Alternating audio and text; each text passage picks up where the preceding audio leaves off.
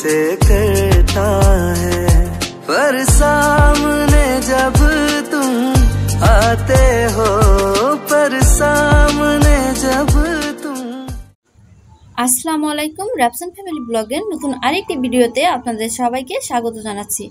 তো গতকাল ভিডিওতে বলেছিলাম দুলাভাইদের লিচু বাগানে আসব। তো এই যে দেখুন দুলাভাইদের লিচু বাগানে চলে এসেছি, আর এসেই দেখলাম লিচু ভাঙার কাজ শুরু হয়ে গেছে।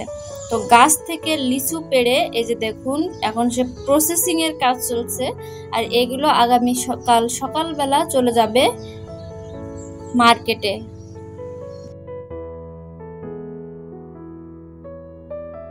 তো আমার দুলা ভাইয়ের কিন্তু একটা নয় দুইটা নয়, মোট চারটা লিচু বাগান, আর তিনি কিন্তু পেশায় একজন পুলিশ।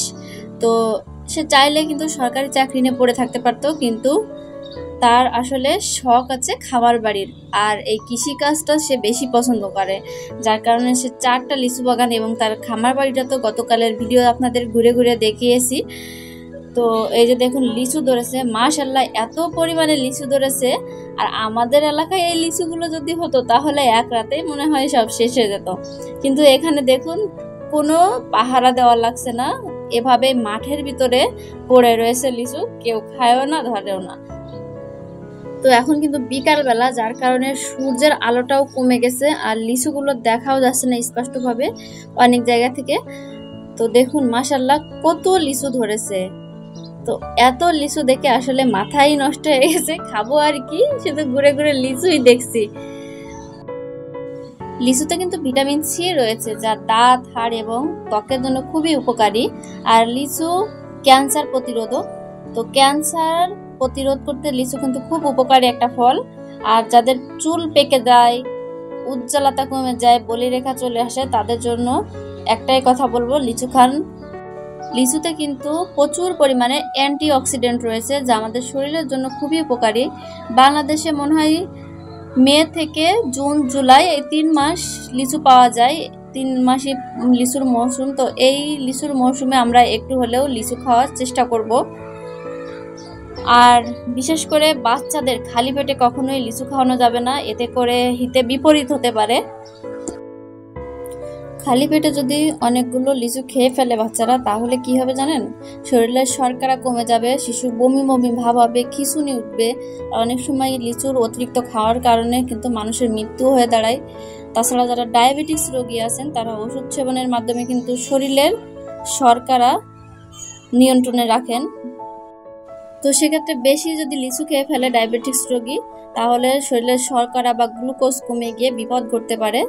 তো লিচু খাওয়া ভালো, যেমন উপকারও রয়েছে অপকারও রয়েছে। তো জেনে বুঝে অল্প পরিমাণে লিচু খেতে হবে।